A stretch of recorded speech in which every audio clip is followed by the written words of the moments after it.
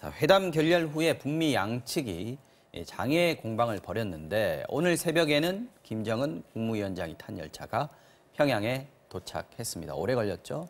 하지만 베트남으로 떠날 때하고 평양으로 돌아올 때 분위기가 사뭇 달라졌습니다. 김 위원장은 지금 무슨 생각을 하고 있을까 궁금합니다. 자, 김 교수님.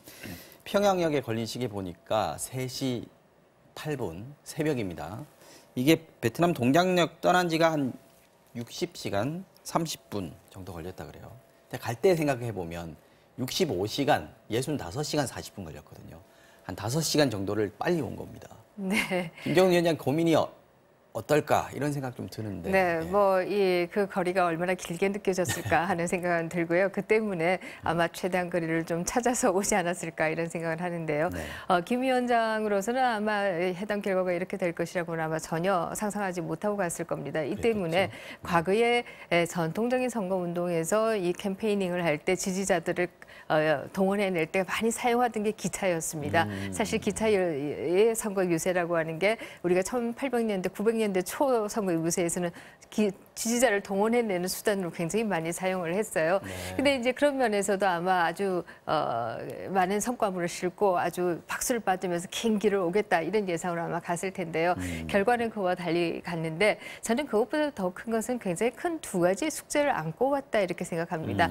단기적인 숙제가 하나 있고요. 그보다 더 큰 장기적인 숙제가 하나 있는데요. 단기적인 숙제라고 한다면 과연 미사일과 핵실험을 동결할 것이냐 말 것이냐의 숙제를 안고 왔다 이렇게 볼 수 있을 겁니다. 트럼프가 기자회견에서 김 위원장은 미사일 실험이나 핵실험을 더 이상 하지 않을 것으로 확신한다라는 얘기를 했어요. 그렇게 얘기를 했지만 서로 간에 그것에 대한 합의가 있었다든지 그것은 전혀 없었던 것으로 보이는데요. 그것과 동시에 트럼프 얘기는 돈이 많이 들어서 주한미군 훈련을 안 하겠다라고 얘기했지만 돈은 저는 그냥 얘기를 하는 것이고 실제로는 주한미군 훈련을 하지 않을 테니까 핵실험도 하지 말아라고 하는 의도가 담겨 있는 것이다 이렇게 볼 수 있습니다. 소위 말하는 이것이 이제 중국이 그동안에 주장해왔던 쌍중단이라고 하는 게 바로 이것이죠. 북한도 도발하지 말고 미국도 훈련하지 마라라고 하는 것이었는데 이것을 암묵적으로 트럼프가 제안을 한 것이다 이렇게 볼 수 있을 것이고요. 그게 과연 응할 것이냐 말 것이냐, 응해서 도발하지 않고 있을 것이냐, 아니면 또 한 번 도발을 해서 주의를 끌 것이냐, 이것이 이제 단기적인 숙제. 장기적인 거는. 장기적인 것은 결국 비핵화라고 하는 것이 김정은 위원장이 생각했듯이 영변의 일부 시설이라든지 뭐 이런 것으로 비핵화가 되지는 않겠다라고 하는 게 이번 상황에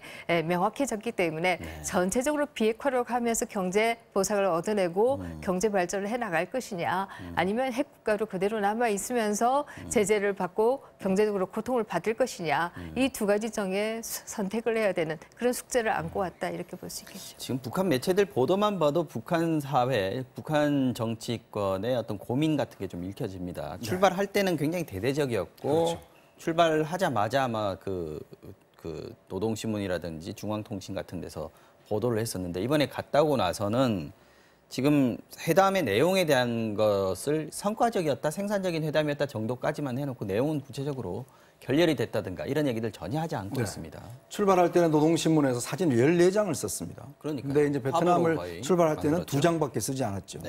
지금 이제 도착해서도 사실은 베트남 문제만 국빈 방문 문제만 사실 부각시키지 북미 회담은 크게 뭐 이야기를 하고 있지 않습니다. 그만큼 곤혹스러울 겁니다. 이 결과를 어떻게 설명해야 될 것이냐. 지금 일단 북한 내에서는 이제 이번 회담이 실패했다는 소문이 상당히 돌고 있다고 해요.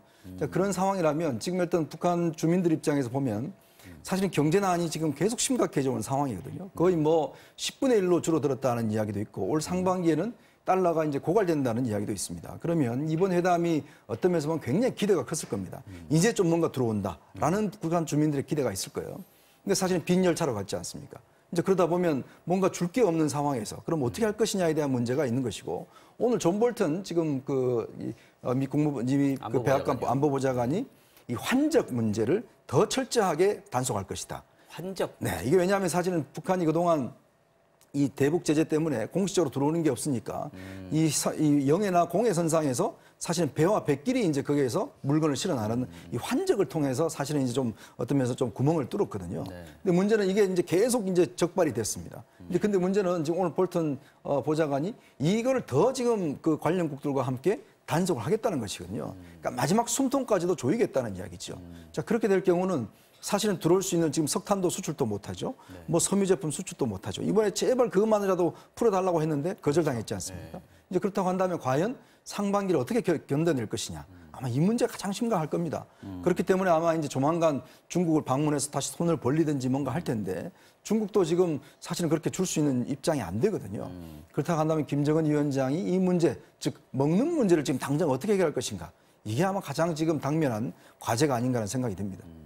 미국은 지금 어떻습니까? 보면 볼턴이라든지 트럼프라든지 지금 회담이 성공적이었다. 그야말로 나쁜 협상을 안 했기 때문에 성공했다. 지금 이렇게 얘기를 하고 있단 말이죠. 물론 네. 뭐 트럼프 입장에서는 그렇게 얘기할 수밖에 없는 입장인데. 네, 그렇기도 합니다만 네. 사실 트럼프가 그동안에 했던 모든 정책 가운데에서 언론에서 긍정적인 평가를 받은 것은 사실 이번이 처음이다라고 얘기할 수 있고요. 결렬되니까 긍정적으로. 네, 정치권에서도 여야 모두의 긍정적인 평가를 받은 것도 또 이번이 처음이다 이렇게 얘기할 수 있을 겁니다. 그렇기 때문에 이 부분을 놓치지 않고 더구나 트럼프의 경우에는 정치적으로 굉장히 궁지에 몰려 있기 때문에 네. 이 부분을 좀 더 세일즈하겠다라고 하는 의도가 강하고 이 때문에 연일 폼페이오도 또 볼튼도 언론에 나가서 어떤 일이 있었는가에 대해서 설명을 하고 있는 것이다 이렇게 얘기할 수 있습니다. 특히 이 트럼프가 지금 현재 굉장히 중요한 것이요.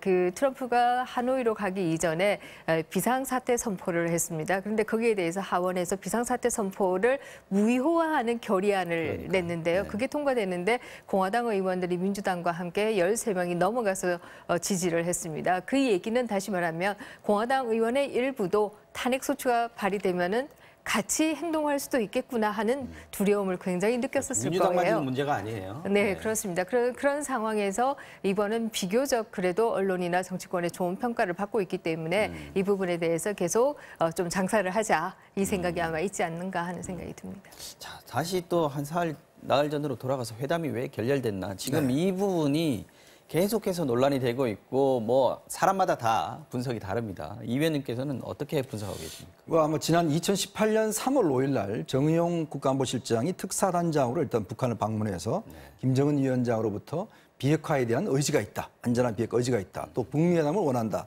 이 소식을 가지고 3월 8일 날 일단 미국으로 가서 트럼프 대통령이 직접 발표를 했지 않습니까? 네. 발표하라고. 그래서 북미회담이 이제 시작이 됐죠. 네. 이제 그런 정황을 한 1년 뒤에 다시 본다면 아마 트럼프 대통령 입장에서는 이번에 영변 플러스 알파를 제시함으로 해서 정말 김정은 위원장이 비핵화할 의지가 있는지를 한번 점검을 해봤을 겁니다. 즉 당신이 정말 비핵화에 대한 의지가 있다면 우리가 파악하고 있는 다른 어떤 핵시설도 폐기할 수 있는 그런 자신감이 있지 않겠는가라고 했는데 결국은 김정은 위원장은 거부를 했거든요. 자, 그러므로 해서 실제로 이제 트럼프 대통령 입장에서는 이거는 비핵화에 대한 의지가 없는 것 아닌가라는 의심을 하기 시작을 했고 이제 그렇다고 한다면 이 문제에 대한 근본적 회의가 있었기 때문에 저는 결렬됐다고 봅니다. 자, 그렇다고 본다면 지금 김정은 위원장 입장에서는 대충 영변 하나로서 이제 제재 해제를 끌어내려고 했던 그 카드만 가져갔었고 지금 트럼프 같은 경우는 사실 볼턴을 중심으로 해서 플러스 알파에 대한 카드를 가져갔던 그런 상황이거든요.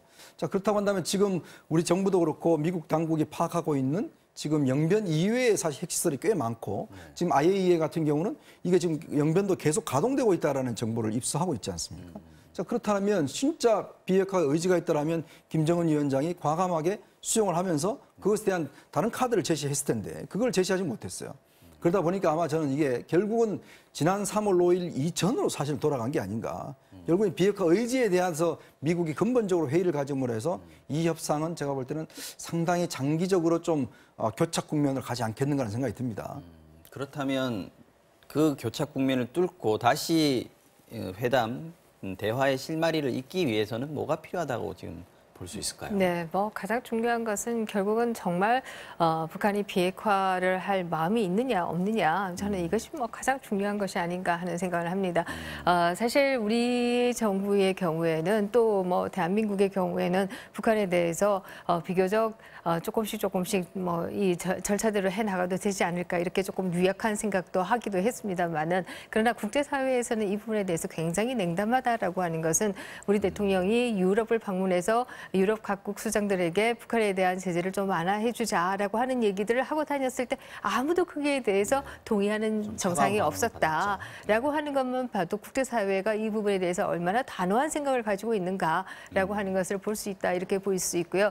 다만 트럼프의 경우에는 굉장히 예외적인 정치인이었기 때문에 아마 일반적인 미국의 대통령이었다라고 한다면 싱가포르 회담도 있지는 않았을 것이다. 성사되기는 어려웠을 것이다. 저는 그렇게 보고 있습니다. 그러나 트럼프 개인의 특성으로 인해서 싱가포르까지는 왔지만 그러나 거기서부터 더 나가고자 한다라고 한다면 결국 미국의 일반적으로 관료들과 학자들과 싱크탱크가 생각하고 있는 그 다수의 생각을 완전히 없애버리고 트럼프 대통령이 혼자 다른 길로 가기는 굉장히 어렵다. 결국 다른 말로 한다면 정도로 갈 수밖에 없고 그것은 결국 북한이 비핵화의 결단을 하는 것이 결국 북한이 다시 경제 제재로 벗어나서 국제사회의 일원으로 함께 나가는 방법이 아니겠는가 이렇게 생각합니다. 자, 북한으로서도 참 쉽지 않은 문제입니다. 자, 마지막으로 이현정 의원님께 여쭙겠습니다. 어저께 NSC에서 문 대통령이 참 사실은 그 지난번 1차 정상회담 이후에 처음으로 주재를 했습니다.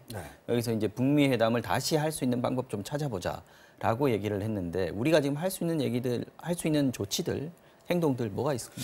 일단 문 대통령이 어제 평가는 좀 진전이 있었다는 평가를 하면서 기존에 우리가 정부가 해오던 개성공단과 금강산에 대한 재개 문제라든지 또 군사협의 문제를 계속 추진하자라는 이제 결정을 했어요. 이에 대해서 오늘 블룸버그 통신이 기사 제목이 문재인 대통령이 북한의 핵제의를 칭찬하고 트럼프 대통령과는 갈라섰다 이런 제목으로 이제 기사를 낸 게 있습니다. 그만큼 이 문 대통령의 NSC 발언에 대해서 미국에서 어떤 반응을 보이는지는 아마 이 기사가 좀 응변해주고 있다라고 보여지는데 저는 이 상황에서 다시 예를 들어서 지금 미국이 더 강고 있는 입장에서 지금 개성공단과 금강산을 설득한다고 해서 미국이 저는 들어주지는 않을 것 같아요.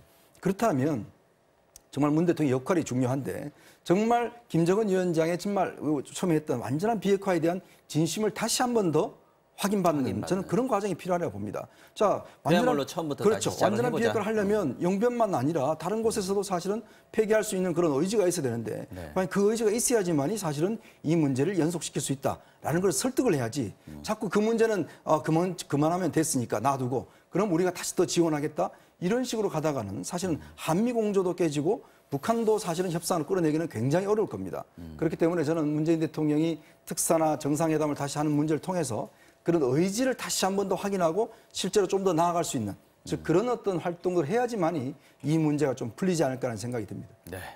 자, 잠시 후 오후 3시부터는 국회 정보위가 서훈 국정원장이 참석하는 간담회를 열고 하노이 담판에 대해서 보고를 받을 예정이라고 합니다. 어떤 내용들이 나올지 또 한번 지켜보도록 하겠습니다. 정치와 어정용 지금까지 김민전 경희대 교수, 이현정 문화일보 논설위원이었습니다. 두 분 고맙습니다.